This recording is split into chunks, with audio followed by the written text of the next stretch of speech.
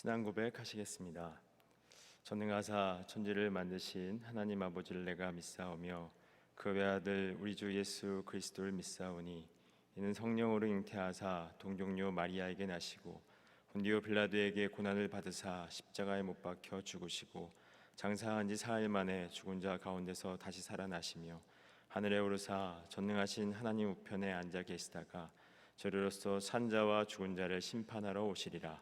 성령을 믿사오며 거룩한 공회와 성도가 서로 교통하는 것과 죄를 사하여 주시는 것과 몸이 다시 사는 것과 영원히 사는 것을 믿사옵나이다. 아멘. 하나님 아버지 감사합니다. 오늘도 변함없이 우리를 품어주시고 이른 아침부터 하나님을 예배할 수 있는 은혜를 허락하여 주심에 감사합니다. 하나님께서 허락하신 이 은혜의 자리 그냥 왔다 그냥 가지 않게 하시고 부어주신 은혜를 마음껏 누리는 복된 시간이 되게 하여 주시옵소서. 그러므로 모든 염려와 근심이 사라지게 하시고 하나님이 허락하신 은혜와 사랑 속에서 하늘의 평강을 누릴 수 있도록 인도하여 주시옵소서. 감사하며 살아계신 예수님의 이름으로 기도하옵나이다. 아멘. 찬송가 412장입니다. 찬송가 412장입니다. 내 영혼의 그 깊은 데서 맑은 가랑이 훈련하네. 하늘 곡조가 언제나 흘러나와 내 영혼을 고이 싸네. 평화 평화로다. 하늘 위에서 내려오네. 그 사랑의 물결이 영원토록 내 영혼을 덮으소서. 내 마음속에 솟아나는 평안을 깊이 묻힌 보배로다. 나의 보화를 캐내어 가져갈 자 그 아무도 없으리라.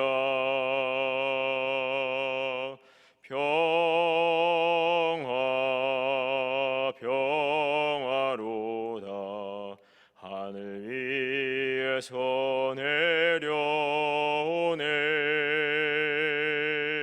그 사랑의 물결이 영원토록 내 영혼을 덮으소서.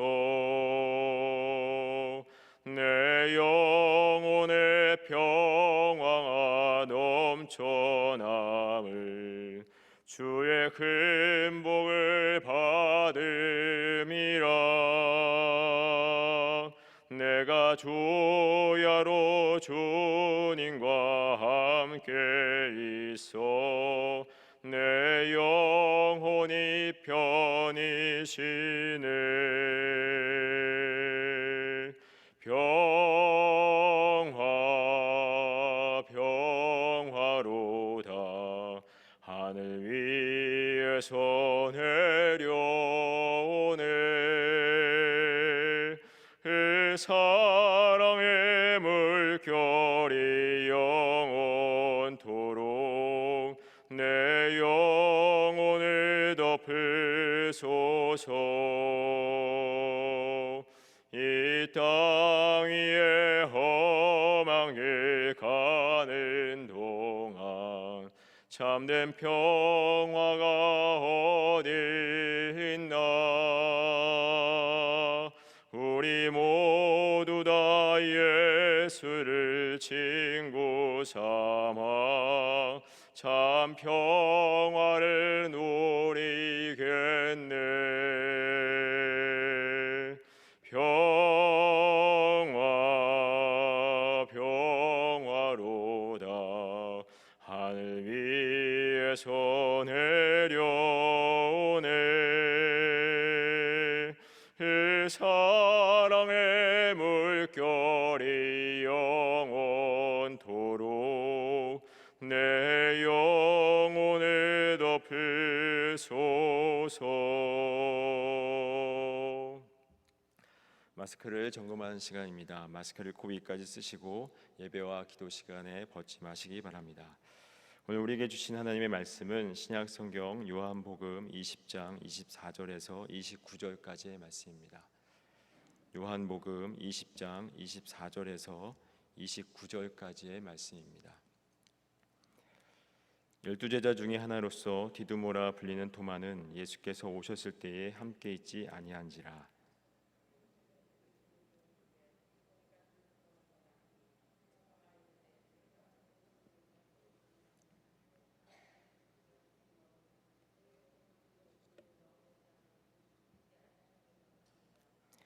여드레를 지나서 제자들이 다시 집 안에 있을 때에 도마도 함께 있고 문들이 닫혔는데 예수께서 오사 가운데 서서 이르시되 너에게 평강이 있을지어다 하시고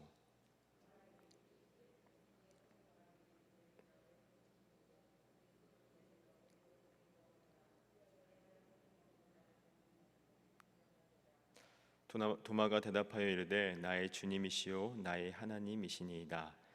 예수께서 이르시되 너는 나를 본고로 믿느냐? 보지 못하고 믿는 자들은 복되도다 하시니라. 아멘. 제가 청년부 시절에 교회에서 친하게 지냈던 형님이 한 분 계셨습니다. 이 형님은 CCC 순장 출신이었고 또 굉장히 신실했던 형님이었습니다.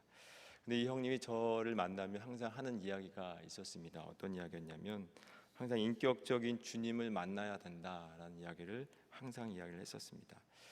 당시 저는 그 말이 무슨 말인지 이해할 수가 없었고 뿐만 아니라 모태신앙 출신인 저에게는 그 말이 전혀 해당이 되지 않는다라고 생각을 했었습니다.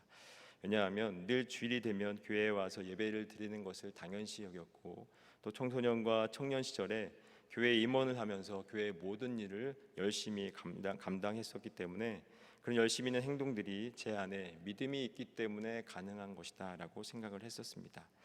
그러는 가운데 저는 신학대원에 입학을 하게 되었고 또 전도사가 되었으며 졸업까지 하게 되었습니다. 근데 전 신대원을 졸업한 이후 진로를 앞두고 저는 제가 정말 믿음이 없구나라는 사실을 그때 비로소 알게 되었습니다. 저는 그때까지 하나님을 향한 열심히 있는 행동들 그리고 심지어 신대원에 입학한 후 주어진 전도사라는 위치, 즉 내가 가지고 있고 또 나로부터 비롯되어지는 열심과 외적인 모양들이 나에게 믿음의 근거가 될 수 있다라고 생각을 했었습니다. 그래서 그런 것들로 인하여 저는 믿음이 있다라고 생각을 했다라는 것이죠. 더 정확히 이야기를 하면 제가 가지고 있는 것들을 보며 저에게 믿음이 있을 것이라고 착각을 했던 것입니다. 그러나 믿음이 전혀 없었습니다. 알 수 없는 미래에 대한 불확실성 속에서 두려워 떨었고 또 하나님이 아닌 사람들을 더 의지하고 또 바라보고 그런 믿음이 없는 행동들을 하게 되었습니다. 그런데 이러한 저의 모습 속에서 주님은 저를 찾아와 주셨고 그때 비로소 저는 인격적인 주님을 만나게 된 것입니다. 주님을 만난 이후에 주어진 환경과 여건은 여전히 바뀌지 않았고 또 미래에 대한 불확실성도 여전했지만 세상을 바라보는 관점이 바뀌어졌고 또 마음의 평강을 누리는 놀라운 경험을 하게 되었습니다. 즉 주님께서 저를 만나 주신 후 진짜 믿음이 제 안에 생기게 되었다라는 것이죠. 주님을 만나기 전까지는 믿음의 근거를 제 안에서 찾아왔었습니다. 저로부터 비롯되어진 행위들과 또 경험들과 또 외적인 모양들이 믿음의 근거로 받아들여졌고 그런 것들로 인하여 제 안에 믿음이 있음을 확인했고 그래서 믿음이 있는 줄만 알았습니다. 그러나 믿음을 발휘해야 하는 상황 속에서 그런 것들이 믿음의 근거가 될 수 없다는 사실을 알게 된 것입니다. 즉 믿음은 나 자신으로부터 근거하는 것이 아니라 오직 하나님으로부터 비롯된다는 사실을 알게 되었다라는 것이죠. 제가 왜 지금까지 저의 이야기를 나눴냐면 오늘 본문에서 등장하는 도마 이야기가 바로 이와 같기 때문에 그렇습니다. 오늘 본문을 보면 예수님께서 부활하신 후에 제자들에게 나타나셨습니다. 그런데 그 자리에 도마만 함께 있지 않았습니다. 그래서 다른 제자들이 도마에게 우리가 주님을 보았다라고 이야기를 하니까 도마가 이렇게 이야기를 합니다. 내가 직접 예수님 손에 있는 못자국을 보고 내 손가락을 그분의 못 박힌 곳에 찔러보고 내 손을 그의 옆구리에 넣어보기 전에는 못 믿겠다라고 이야기를 하는 것이죠. 그리고 도마가 이 말을 하고 난 후 8일이 지난 뒤에 예수님께서 도마와 제자들에게 나타나십니다. 27절에 보니까 예수님께서 이렇게 이야기를 하십니다. 도마에게 이르시되 내 손가락을 이리 내밀어 내 손을 보고 내 손을 내밀어 내 옆구리에 넣어보라. 그리하여 믿음 없는 자가 되지 말고 믿는 자가 되라 라고 말씀을 하십니다. 그런데 이 말을 들은 도마는 내가 직접 보니 예수님이 맞습니다 라고 이야기를 하지 않고 오히려 28절에 보니까 나의 주님이시오 나의 하나님이시니다 라고 하며 자신의 신앙을 고백을 하고 있습니다. 도마는 분명 다른 제자들이 부활하신 주님을 보았다라고 이야기했을 때 자기의 눈으로 직접 보지 않고 또 자기의 손으로 직접 만져보지 않으면 믿을 수 없다라고 이야기를 했습니다. 그러면 주님을 이제 직접 만났으니 이제 나는 믿을 수 있다라고 이야기를 해야 되는데 오히려 자신의 신앙을 고백을 했다라는 것이죠. 왜 그랬을까요? 도마가 다른 제자들에게 부활하신 주님을 보았다라는 말을 절에 들었을 때 도마는 그 말을 믿을 수가 없었습니다. 왜냐하면 도마는 믿음의 근거를 자신의 체험에 두고 있었기 때문에 그렇습니다. 즉 도마에게서 믿음의 주인은 자기 자신이었습니다. 그래서 자신이 직접 경험을 하지 않으면 믿을 수 없었다라는 것이죠. 즉 믿고 안 믿고는 자신의 경험에 근거하여 자신이 직접 선택할 수 있다라고 생각했던 것입니다.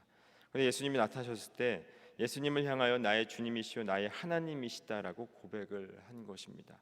즉 도마는 믿음의 근거를 자신의 경험에 두었기 때문에 예수님을 만난 후에 자신이 믿을지 안 믿을지 자신이 선택했어야 했습니다.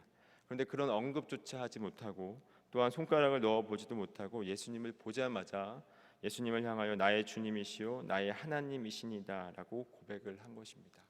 왜 그랬을까요? 도마는 부활하신 주님을 만난 것입니다. 이제까지 자신이 직접 경험을 해야만 믿을 수 있다고 생각했고 그래서 믿음조차도 자신의 선택에 의하여 믿을 수 있는 것이라고 생각을 한 것입니다. 주님을 만난 후 자신도 모르게 믿어지게 된 것이죠. 그래서 예수님을 향하여 나의 주님이시오 나의 하나님이시다라고 고백을 한 것입니다. 도마는 믿음의 근거를 자신에게 두었고 그래서 자신이 믿음의 주인이었습니다. 그러나 주님을 만난 후에 믿음의 주인은 자기 자신이 아니라 주님이심을 나의 주님이시오 나의 하나님이십니다라는 고백을 통하여 고백을 하고 있는 것입니다. 사랑하는 여러분, 우리가 일반적으로 믿습니다라고 하였을 때 우리는 이 믿음의 근거를 어디서 찾고 있을까요? 대부분 나 자신에게서 찾습니다. 내가 열심히 있는 신앙의 행위를 하면 그 믿음이 있기 때문에 나오는 행위라고 생각하고 그것을 믿음이 있다라고 생각을 합니다.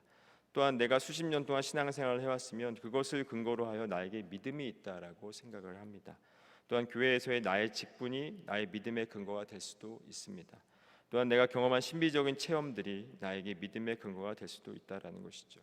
그런데 앞서 언급한 모든 경험들과 행위들이 모두 어디로부터 비롯되어지는 것일까요? 전부 나 자신입니다. 그래서 우리는 일반적으로 내가 믿음이 없어서 내가 믿음이 부족해서라고 고백을 합니다. 그래서 이 믿음의 결핍을 채우기 위하여 내가 무엇을 하지 않으면 안 된다라고 생각을 하는 것입니다.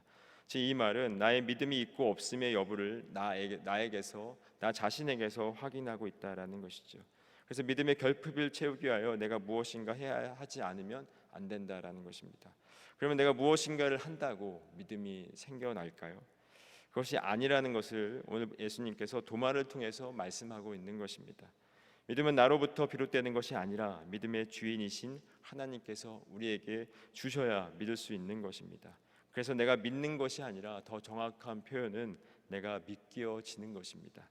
사랑하는 여러분, 성경에는 상식적으로 이해하기 어려운 사건들이 많이 있습니다. 그런데 그런 사건들을 직접 눈으로 보고 경험한 사람들은 이 자리에 아무도 없습니다.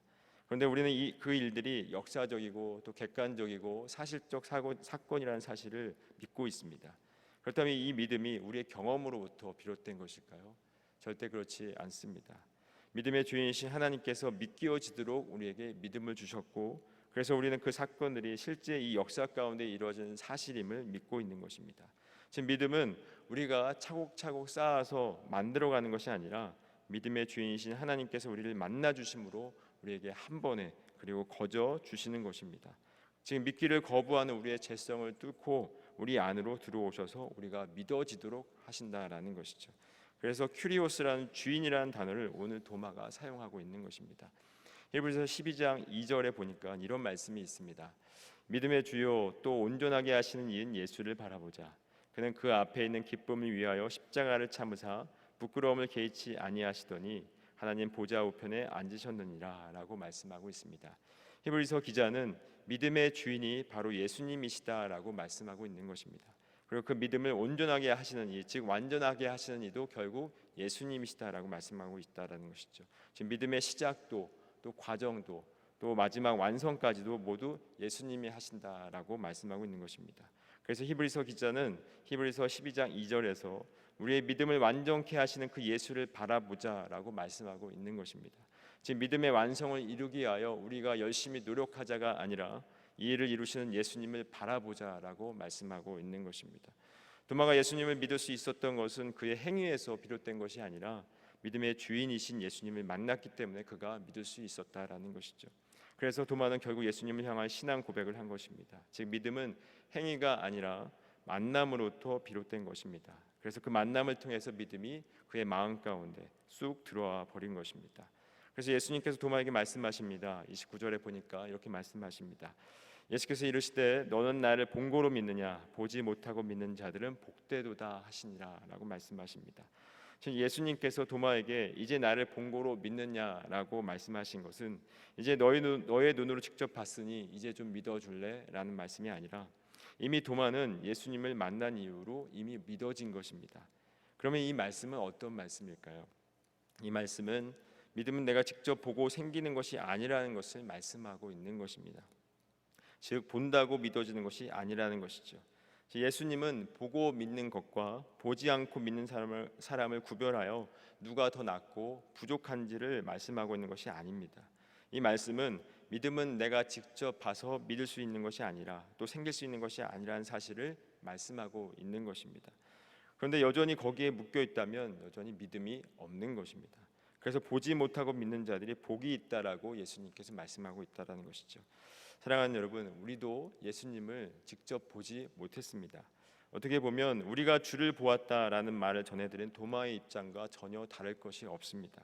그런데 우리는 도마와는 달리 믿고 있습니다. 어떻게 믿게 된 걸까요?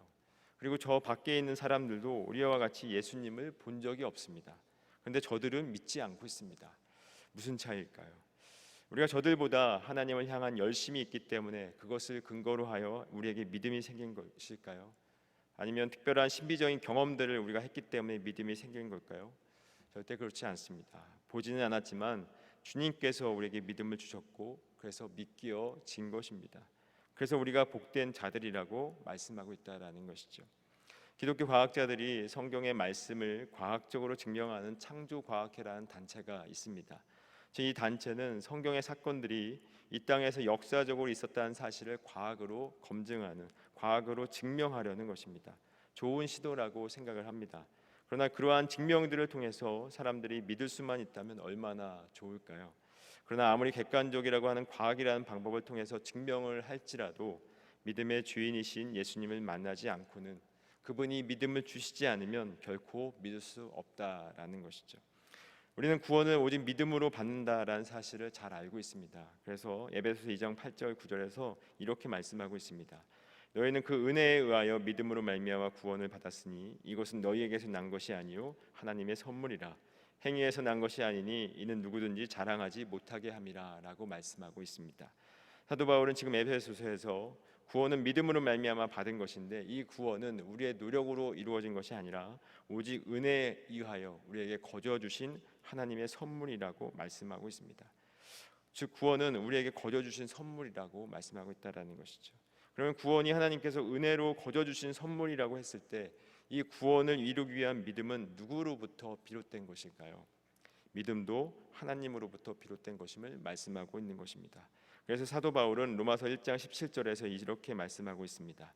복음에는 하나님의 의가 나타나서 믿음으로 믿음에 이르게 하나니 기록된 바 오직 의인은 믿음으로 말미암아 살리라 함과 같으니라 라고 말씀하고 있습니다. 제 사도 바울이 말한 믿음으로 믿음에 이르게 한다는 이 말씀은 하나님께서 우리에게 객관적인 믿음을 주시고 그 믿음을 우리가 우리의 주관적인 믿음으로 고백하게 하신다라는 말씀입니다.